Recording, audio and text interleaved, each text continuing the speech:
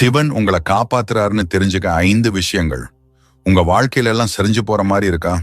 பயப்படாதீங்க. ஒரு பெரிய ஆபத்துல இருந்து சிவன் உங்களை காப்பாத்துறாருன்னு அர்த்தம்.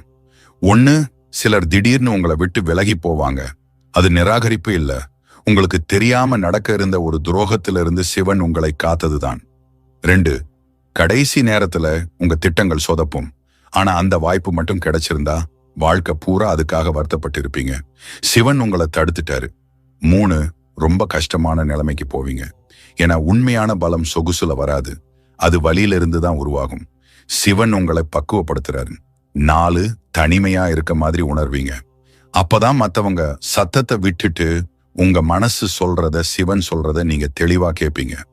5, நீங்க கெஞ்சி கேட்ட ஒரு விஷயத்த இழப்பீங்க. ஏன்னா உங்க முதுகுக்கு பின்னாடி நடந்த பேச்சுகளை சிவன் கேட்டிருக்காரு, ஆனா நீங்க கேட்கல.